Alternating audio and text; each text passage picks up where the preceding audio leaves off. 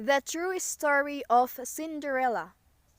The wife of a rich man fell sick, and as she felt that her end was drawing near, she called her only daughter to her bedside and said, "Dear child, be good and pious, and then the good God will always protect you, and I will look down unto you from heaven and be near you." Thereupon she closed her eyes and departed. Every day the maiden went out to her mother's grave and wept, and she remained pious and good. When winter came, the snow spread a white sheet over the grave, and by the time the spring sun had drawn it off again, the man had taken another wife. The woman had brought with her into the house two daughters, who were beautiful and fair of face, but vile and black of heart. Now began a bad time for the poor step-child. "Is the stupid goose to sit in the parlor with us?" they said. "He who wants to eat bread must earn it. Out with the kitchen wench." They took her pretty clothes away from her, put an old grey bedgown on her, and gave her wooden shoes. "Just look at the proud princess, how decked out she is!" they cried and laughed, and led her into the kitchen. There she had to do hard work from morning till night, get up before daybreak, carry water, light fires, cook and wash.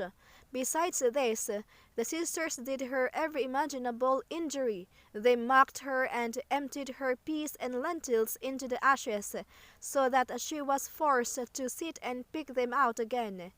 In the evening, when she had worked till she was weary, she had no bed to go to, but had to sleep by the hearth in the cinders, and as on that account she always looked dusty and dirty, they called her Cinderella.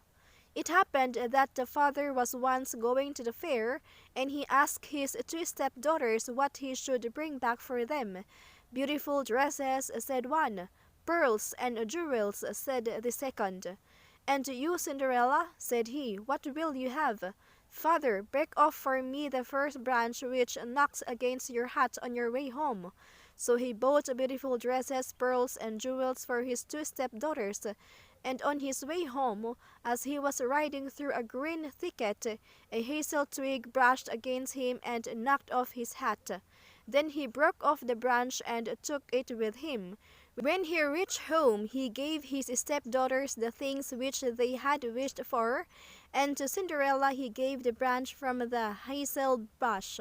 Cinderella thanked him, went to her mother's grave, and planted the branches on it, and wept so much that the tears fell down on it and watered it. And it grew and became a handsome tree. Thrice a day Cinderella went and sat beneath it, and wept and prayed. And a little white bird always came on the tree, and if Cinderella expressed a wish, the bird threw down to her what she had wished for. It happened, however, that the king gave orders for a festival which was to last 3 days, and to which all the beautiful young girls in the country were invited, in order that his son might choose himself a bride. When the two stepsisters heard that they too were to appear among the number, they were delighted, called Cinderella, and said, "Comb our hair for us, brush our shoes, and fasten our buckles, for we are going to the wedding at the king's palace."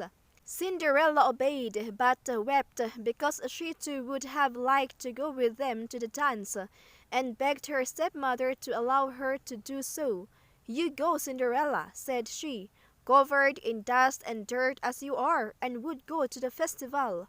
You have no clothes and shoes, and yet would dance." As, however, Cinderella went on asking, the stepmother said at last, "I have emptied a dish of lentils into the ashes for you. If you have picked them out again in 2 hours, you shall go with us." The maiden went through the back door into the garden and called, "You tame pigeons, you turtle, doves, and all you birds beneath the sky, come and help me to pick the good into the pot, the bad into the crop." Then 2 white pigeons came in by the kitchen window, and afterwards the turtle doves, and at last all the birds beneath the sky came rearing and crowding in and alighted amongst the ashes. And the pigeons nodded with their heads and began pick, pick, pick, pick, and the rest began also pick, pick, pick, pick, and gathered all the good grains into the dish. Hardly had 1 hour passed before they had finished, and all flew out again. Then the girl took the dish to her stepmother and was glad and believed that now she would be allowed to go with them to the festival. But the stepmother said, "No, Cinderella, you have no clothes and you cannot dance. You would only be laughed at." And as Cinderella wept at this, the stepmother said, "If you can pick 2 dishes of lentils out of the ashes for me in 1 hour, you shall go with us." And she thought to herself that she most certainly could not do again. When the stepmother had emptied the 2 dishes of lentils amongst the ashes, the maiden went through the back door into the garden and cried, "You tame pigeons, you turtle doves, and all you birds beneath the sky, come and help me to pick the good into the pot, the bad into the crop." Then 2 white pigeons came in by the kitchen window, and afterwards the turtle doves, and at length all the birds beneath the sky came rearing and crowding in and alighted amongst the ashes.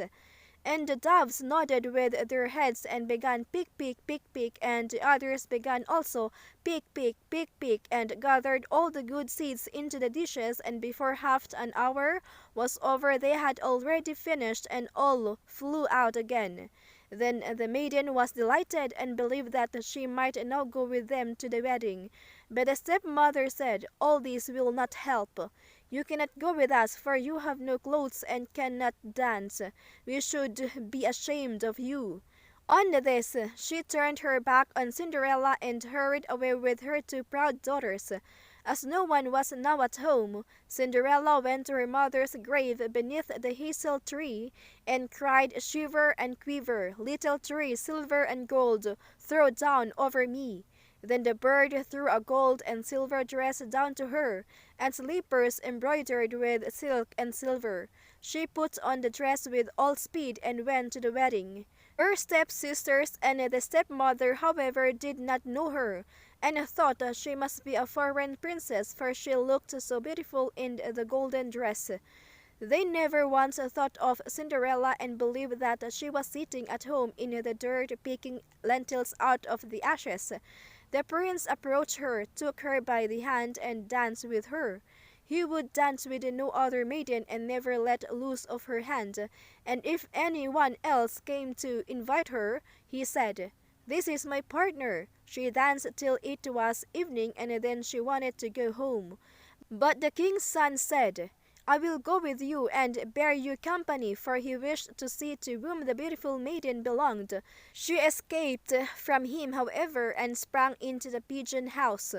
The king's son waited until her father came, and then he told him that the unknown maiden had leaped into the pigeon house. The old man thought, "Can it be Cinderella?"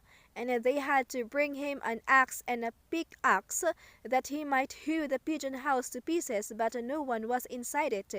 And when they got home, Cinderella lay in her dirty clothes among the ashes, and a dim little oil lamp was burning on the mantelpiece, for Cinderella had jumped quickly down from the back of the pigeon house and had run to the little hazel tree, and there she had taken off her beautiful clothes and laid them on the grave, and the bird had taken them away again, and then she had seated herself in the kitchen amongst the ashes in her grey gown. Next day, when the festival began afresh, and her parents and the stepsister had gone once more, Cinderella went to the hazel tree and said, "Shiver and quiver, my little tree, silver and gold, throw down over me." Then the bird threw down a much more beautiful dress than on the preceding day, and when Cinderella appeared at the wedding in this dress, everyone was astonished at her beauty. The king's son had waited until she came and instantly took her by the hand and danced with no one but her. When others came and invited her, he said, "This is my partner." When evening came, she wished to leave, and the king's son followed her and wanted to see into which house she went. But she sprang away from him and into the garden behind the house. Therein stood a beautiful tall tree on which hung the most magnificent pears. She clambered so nimbly between the branches like a squirrel that the king's son did not know where she was gone. He waited until her father came and said to him, "The unknown maiden has escaped from me, and I believe she has climbed up the pear tree." The father thought, "Can it be Cinderella?" and had an axe brought and cut the tree down, but no one was on it. And when they got into the kitchen, Cinderella lay there among the ashes as usual, for she had jumped down on the other side of the tree, had taken the beautiful dress to the bird on the little hazel tree, and put on her grey gown. On the third day, when the parents and sisters had gone away, Cinderella went once more to her mother's grave and said to the little tree, "Shiver and quiver, my little tree, silver and gold throw down over me." And now the bird threw down to her a dress which was more splendid and magnificent than any she had yet had, and the slippers were golden. And when she went to the festival in the dress, no one knew how to speak for astonishment. The king's son danced with her only, and if anyone invited her to dance, he said, "This is my partner." When evening came, Cinderella wished to leave, and the king's son was anxious to go with her, but she escaped from him so quickly that he could not follow her. The king's son, however, had employed a rush and had caused the whole staircase to be smeared with pitch, and there, when she ran down, had the maiden's left slipper remained stuck. The king's son picked it up, and it was small and dainty and all golden. Next morning he went with it to the father and said to him, "No one shall be my wife but she whose foot this golden slipper fits." Then were the two sisters glad, for they had pretty feet. The eldest went with the shoe into her room and wanted to try it on, and her mother stood by.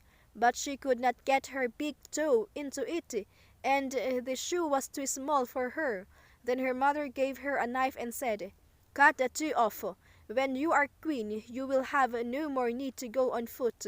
The maiden cut the toe off, forced the foot into the shoe, swallowed the pain, and went out to the king's son. Then he took her on his horse as his bride and rode away with her. They were obliged, however, to pass the grave, and there on the hazel tree sat the two pigeons and cried, "Turn and peep. Turn and peep, there's blood within the shoe. The shoe it is too small for her. The true bride waits for you." Then he looked at her foot and saw how the blood was trickling from it. He turned his horse around and took the false bride home again, and said she was not the true one, and that the other sister was to put the shoe on. Then this one went into her chamber and got her toes safely into the shoe, but her heel was too large. So her mother gave her a knife and said, "Cut a bit of your heel. When you are queen, you will have no more need to go on foot." The maiden cut a bit of her heel, forced her foot into the shoe, swallowed the pain, and went out to the king's son. He took her on his horse as his bride and rode away with her, but when they passed by the hazel tree, the two pigeons sat on it and cried, "Turn and peep, turn and peep. There's blood within the shoe. The shoe it is too small for her. The true bride waits for you." He looked down at her foot and saw how the blood was running out of her shoe, and how it had stained her white stocking quite red. Then he turned his horse and took the false bride home again. "This also is not the right one," said he. "Have you no other daughter?" "No," said the man. "There is still a little stunted kitchen wench which my late wife left behind her, but that she cannot possibly be the bride." The king's son said he was to send her up to him, but the mother answered, "Oh no, she is much too dirty. She cannot show herself." But he absolutely insisted on it, and Cinderella had to be called. She first washed her hands and face clean, and then went and bowed down before the king's son, who gave her the golden shoe. Then she seated herself on a stool, drew her foot out of the heavy wooden shoe, and put it into the slipper, which fitted like a glove. And when she rose up and the king's son looked at her face, he recognized the beautiful maiden who had danced with him, and cried, "That is the true bride." The stepmother and the two sisters were horrified and became pale with rage. He, however, took Cinderella on his horse and rode away with her. As they passed by the hazel tree, the two white doves cried, turn and peep, no blood is in the shoe. The shoe is not too small for her. The true bride rides with you." And when they had cried that, the two came flying down and placed themselves on Cinderella's shoulders, one on the right, the other on the left, and remained sitting there. When the wedding with the king's son was to be celebrated, the two false sisters came and wanted to get into favor with Cinderella and share her good fortune. When the betrothed couple went to church, the elder was at the right side and the younger at the left, and the pigeons pecked out one eye from each of them. Afterwards, as they came back, the elder was at the left and the younger at the right, and then the pigeons pecked out the other eye from each. And thus, for their wickedness and falsehood, they were punished with blindness all their days. The True Story of Little Snow White by Jacob and Wilhelm Grimm. Once upon a time in mid-winter, when the snowflakes were falling like feathers from heaven, a queen sat sewing at her window, which had a frame of black ebony wood. As she sewed, she looked up at the snow and pricked her finger with her needle. 3 drops of blood fell into the snow. The red on the white looked so beautiful that she thought to herself, "If only I had a child as white as snow, as red as blood, and as black as the wood in this frame." Soon afterward she had a little daughter, who was as white as snow, as red as blood, and as black as ebony wood, and therefore they called her Little Snow White. And as soon as the child was born, the queen died. A year later the king took himself another wife. She was a beautiful woman, but she was proud and arrogant, and she could not stand it. If anyone might surpass her in beauty, she had a magic mirror. Every morning she stood before it, looked at herself, and said, "Mirror, mirror on the wall, who in this land is fairest of all?" To this the mirror answered, "You, my queen, are fairest of all." Then she was satisfied, for she knew that the mirror spoke the truth. Snow White grew up and became ever more beautiful.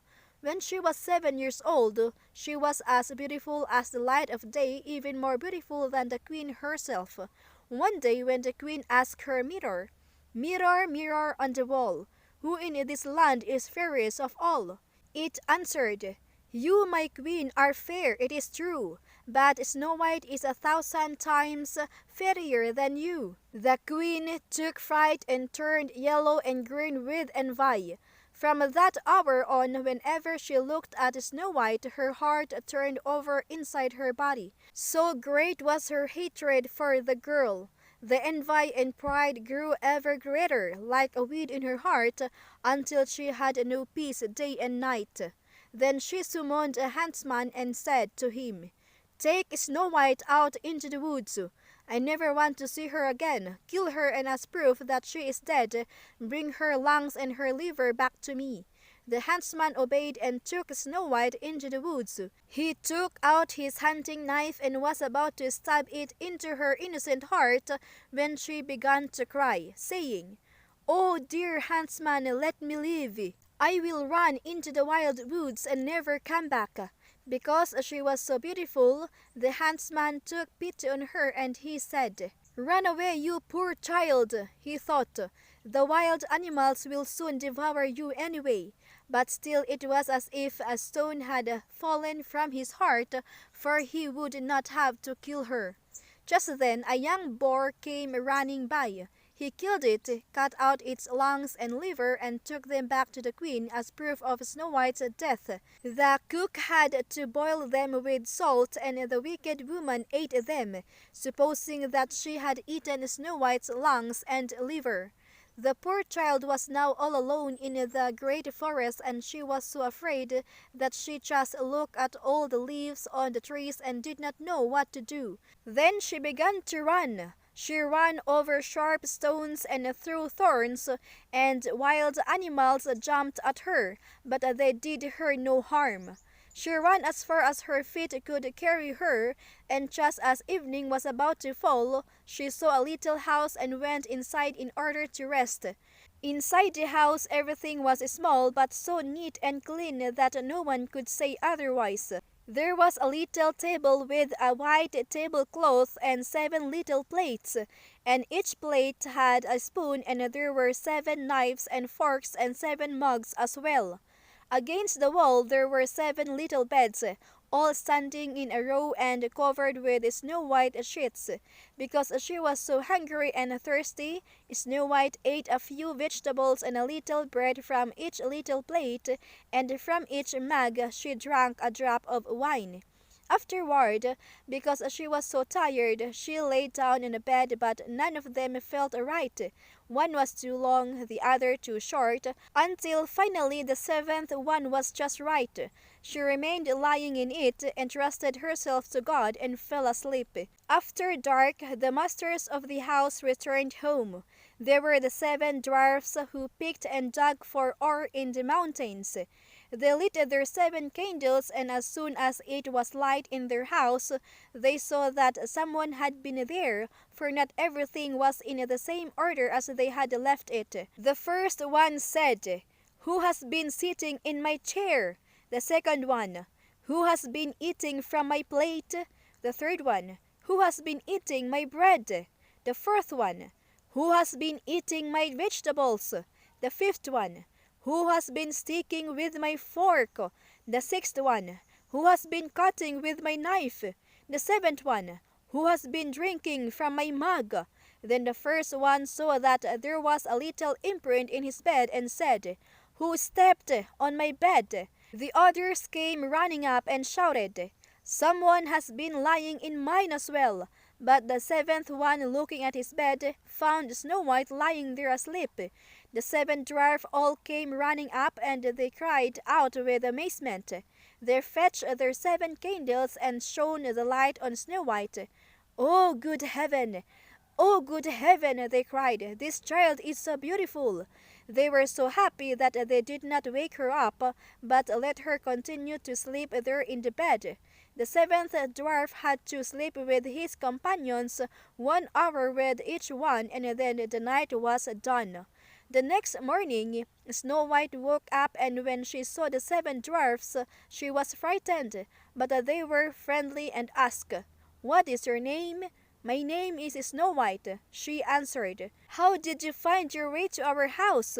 the dwarfs asked further. Then she told them that her stepmother had tried to kill her, that the huntsman had spared her life, and that she had run the entire day, finally coming to their house. The dwarfs said, "If you will keep house for us and cook, make beds, wash, sew, and knit, and keep everything clean and orderly, then you can stay with us, and you shall have everything that you want." "Yes," said Snow White, "with all my heart." So she kept house for them. Every morning they went into the mountains looking for ore and gold, and in the evening, when they came back home, their meal had to be ready. During the day the girl was alone. The good dwarfs warned her, saying, "Be careful about your stepmother. She will soon know that you are here. Do not let anyone in." Now the queen, believing that she had eaten Snow White's lungs and liver, could only think that she was again the first and most beautiful woman of all. She stepped before her mirror and said, "Mirror, mirror on the wall, who in this land is fairest of all?" It answered, "You, my queen, are fair, it is true, but Snow White beyond the mountains with the 7 dwarfs is still 1,000 times fairer than you." This startled the queen, for she knew that the mirror did not lie, and she realized that the huntsman had deceived her, and that Snow White was still alive. Then she thought and thought again how she could kill Snow White, for as long as she was not the most beautiful woman in the entire land, her envy would give her no rest. At last she thought of something. Coloring her face, she disguised herself as an old peddler woman so that no one would recognize her. In this disguise, she went to the house of the seven dwarfs.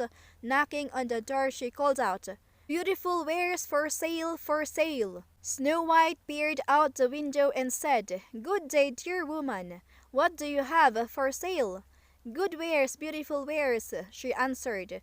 "Bodice laces in all colors," and she took out one that was braided from colorful silk. "Would you like this one?" "I can let that honest woman in," thought Snow White, then unbolted the door and bought the pretty bodice lace. "Child," said the old woman, "how you look! Come, let me lace you up properly." The unsuspecting Snow White stood before her and let her do up the new lace, but the old woman pulled so quickly and so hard that Snow White could not breathe. "You used to be the most beautiful one," said the old woman, and hurried away. Not long afterward, in the evening time, the seven dwarfs came home. How terrified they were when they saw their dear Snow White lying on the ground, not moving at all, as though she were dead.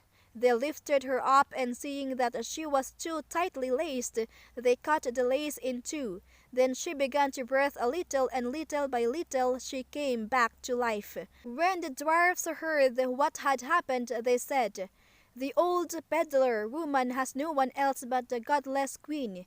Take care and let no one in when we are not with you."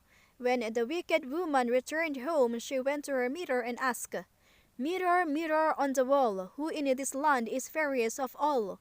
The mirror answered once again, "You, my queen, are fair, it is true, but Snow White beyond the mountains with the seven dwarfs is still 1,000 times fairer than you."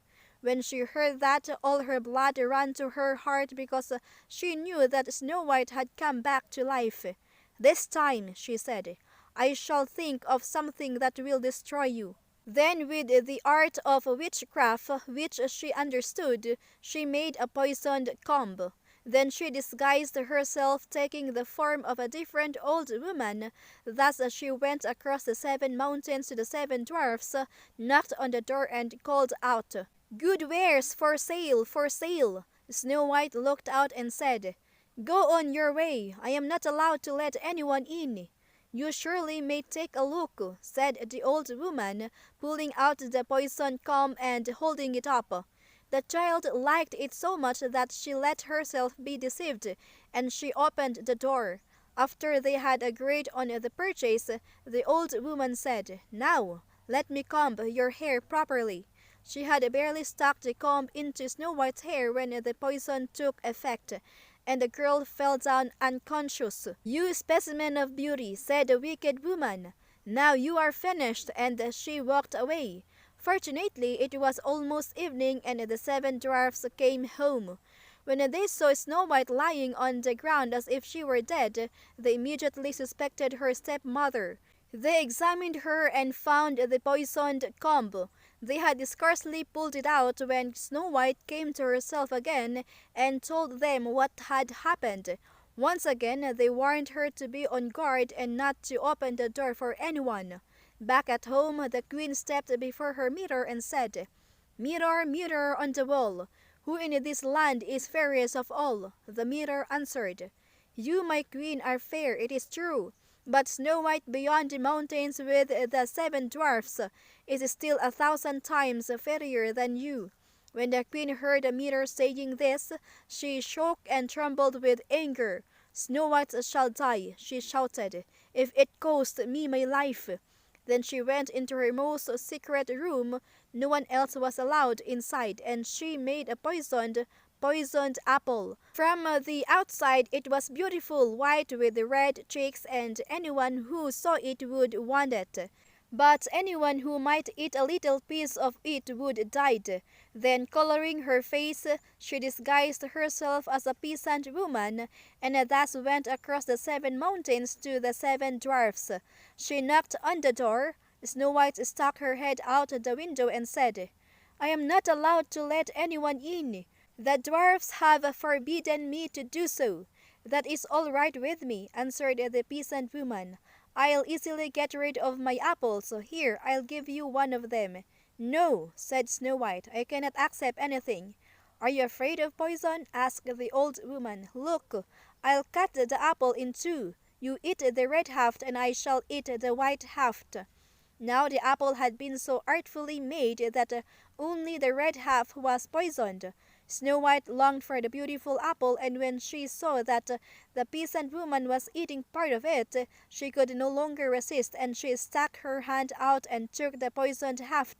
She barely had a bite in her mouth when she fell to the ground dead. The queen looked at her with a gruesome stare, laughed loudly, and said, "White as snow, red as blood, black as ebony wood. This time the dwarfs cannot awaken you."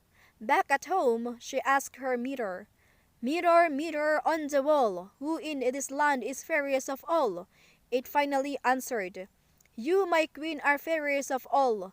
Then her envious heart was at rest, as well as an envious heart can be at rest. When the dwarfs came home that evening, they found Snow White lying on the ground.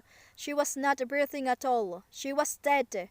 They lifted her up and looked for something poisonous. They undid her laces. They combed her hair. They washed her with water and wine, but nothing helped. The dear child was dead, and she remained dead. They laid her on a bier, and all seven sat next to her and mourned for her and cried for 3 days. They were going to bury her, but she still looked as fresh as a living person and still had her beautiful red cheeks. They said, "We cannot bury her in the black earth." And they had a transparent glass coffin made so she could be seen from all sides. They laid her inside, and with golden letters wrote on it her name and that she was a princess. Then they put the coffin outside on a mountain, and one of them always stayed with it and watched over her. The animals too came and mourned for Snow White, first an owl, then a raven, and finally a dove. Snow White lay there in the coffin a long, long time, and she did not decay, but looked like she was asleep, for she was still as white as snow and red as blood and as black-haired as ebony wood. Now it came to pass that a prince entered these woods and happened unto the dwarf's house, where he sought shelter for the night. He saw the coffin on the mountain with the beautiful Snow White in it, and he read what was written on it with golden letters. Then he said to the dwarfs, "Let me have the coffin. I will give you anything you want for it." But the dwarfs answered, "We will not sell it for all the gold in the world." Then he said, "Then give it to me, for I cannot live without being able to see Snow White. I will honor her and respect her as my most cherished one." As he thus spoke, the good dwarfs felt pity for him and gave him the coffin.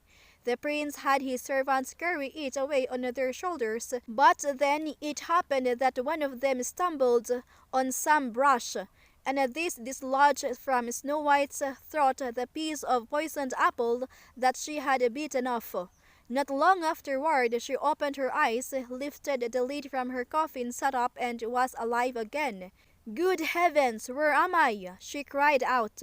The prince said joyfully, "You are with me." He told her what had happened, and then said, "I love you more than anything else in the world.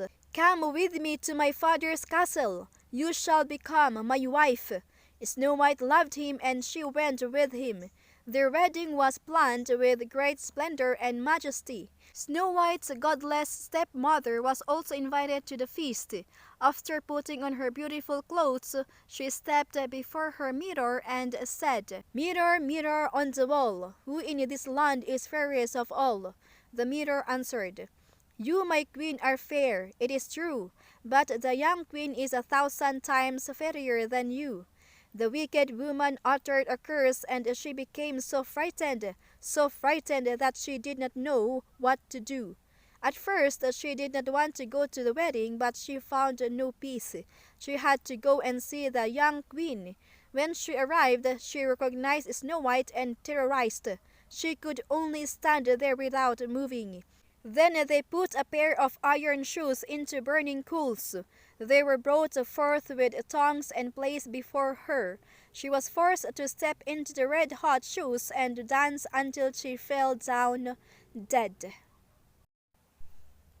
Beauty and the Beast, Brothers Grimm Fairy Tales.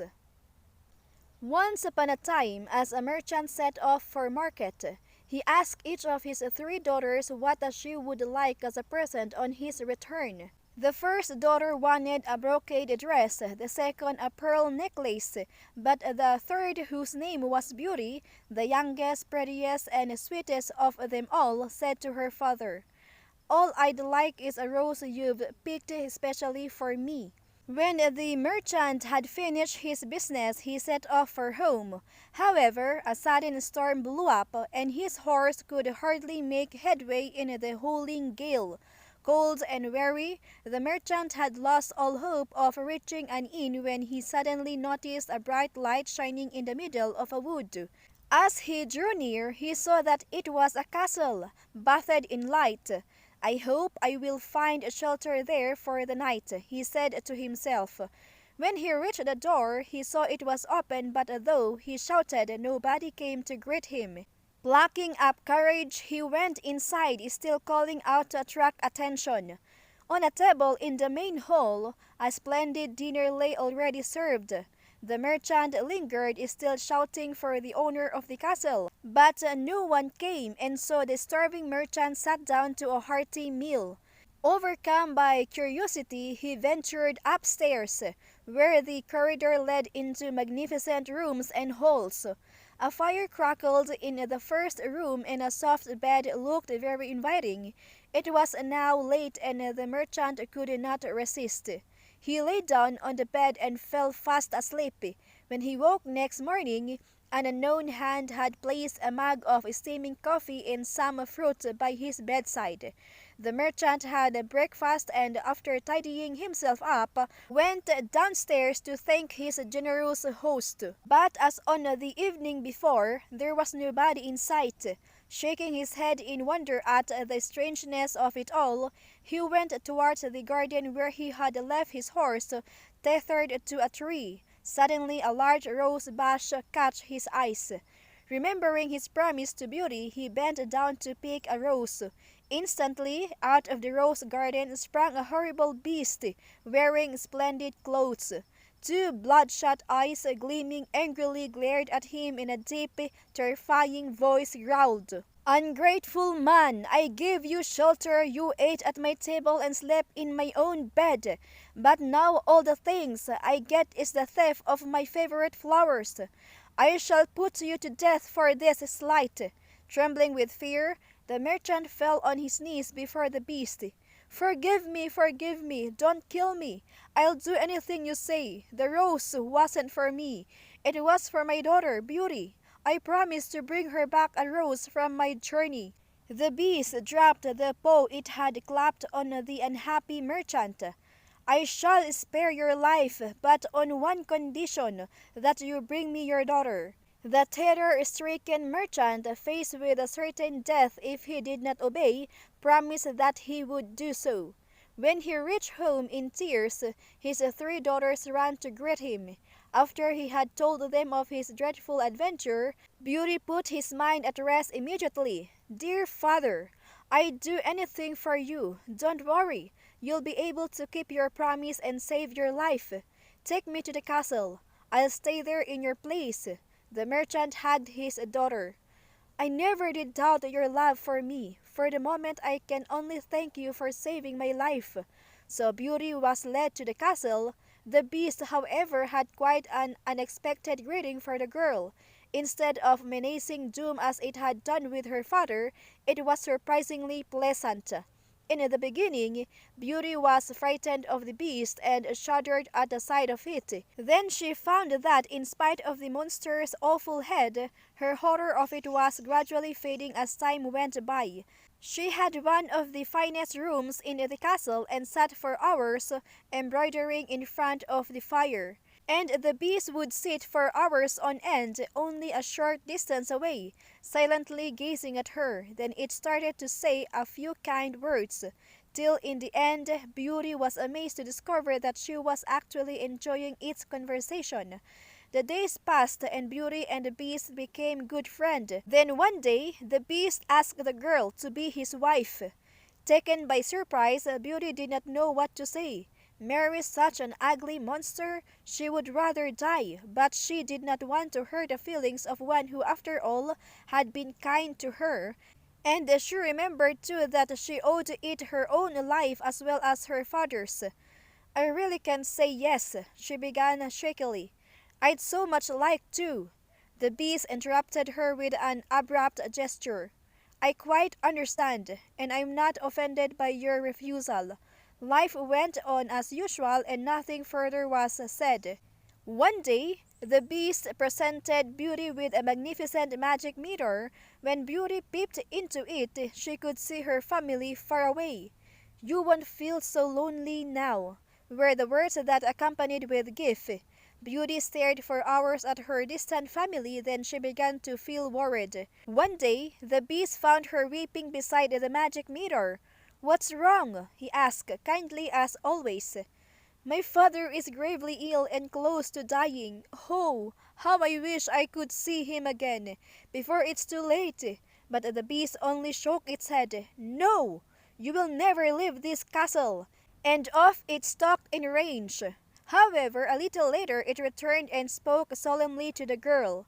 "If you swear that you will return here in 7 days' time, I'll let you go and visit your father." Beauty threw herself at the Beast's feet in delight. I swear, I will. How kind you are! You made a loving daughter so happy." In reality, the merchant had fallen ill from a broken heart at knowing his daughter was being kept a prisoner. When he embraced her again, he was soon on the road to recovery.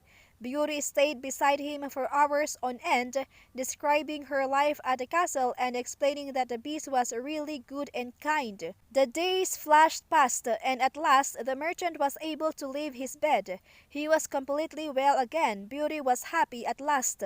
However, she had failed to notice that 7 days had gone by. Then one night she woke from a terrible nightmare. She had dreamed that the Beast was dying and calling for her, twisting in agony. Come back to me," it was pleading. The solemn promise she had made drove her to leave home immediately. Hurry, good horse," she said, whipping her steed onwards towards the castle, afraid that she might arrive too late. She rushed up the stairs, calling, but there was no reply. Her heart in her mouth, Beauty ran into the garden, and there crouched the Beast, its eyes shut, as though dead. Beauty threw herself at it and hugged it tightly. Don't die, I'll marry you." At these words, a miracle took place. The Beast's ugly snout turned magically into the face of a handsome young man. "How I've been longing for this moment," he said. "I was suffering in silence and couldn't tell my frightful secret. An evil witch turned me into a monster, and only the love of a maiden willing to accept me as I was could transform me back into my real self. My dearest, I'll be so happy if you'll marry me." The wedding took place shortly after, and from that day on, the young prince would have nothing but roses in his gardens. And that's why, to this day, the castle is known as the Castle of the Rose. The True Story of Rapunzel by Jacob and Wilhelm Grimm. Once upon a time, there was a man and a woman who had long but no avail wished for a child. Finally, the woman came to believe that the good Lord would fulfill her wish. Through the small rear window of this people's house, they could see into a splendid garden that was filled with the most beautiful flowers and herbs. The garden was surrounded by a high wall, and no one dared enter because it belonged to a sorceress who possessed great power and was feared by everyone. One day, the woman was standing at this window, and she saw a bed planted with the most beautiful Rapunzel. It looked so fresh and green that she longed for some. It was her greatest desire to eat some of the Rapunzel. This desire increased with every day, and not knowing how to get any, she became miserably ill. Her husband was frightened and asked her, "What ails you, dear wife?" "Oh," she answered, "if I do not get some Rapunzel from the garden behind our house, I shall die."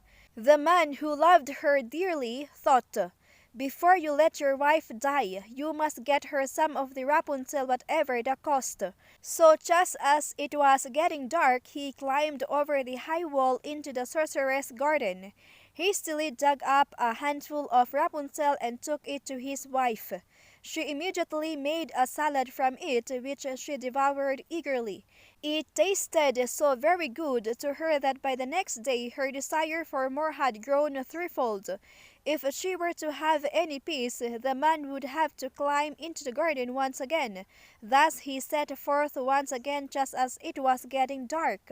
But no sooner than he had climbed over the wall than to his horror he saw the sorceress standing there before him. "How can you dare," she asked with an angry look, "to climb into my garden and like a thief to steal my Rapunzel? You will pay for this."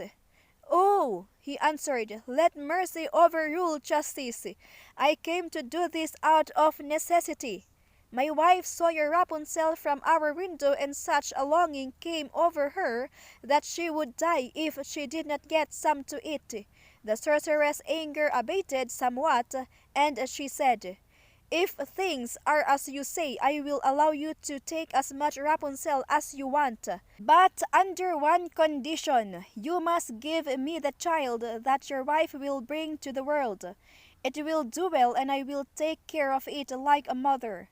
In his fear, the man agreed to everything. When the woman gave birth, the sorceress appeared, named the little girl Rapunzel, and took her away.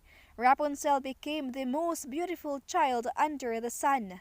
When she was 12 years old, the sorceress locked her in a tower that stood in a forest, and that had neither a door nor a stairway, but only a tiny little window at the very top. When the sorceress wanted to enter, she stood below and called out, "Rapunzel, Rapunzel, let down your hair to me." Rapunzel had splendid long hair as fine as spun gold. When she heard the sorceress' voice, she untied her braids, wound them around a window hook, let her hair fall 20 yards to the ground, and the sorceress climbed up it. A few years later it happened that a king's son was riding through the forest. As he approached the tower, he heard a song so beautiful that he stopped to listen.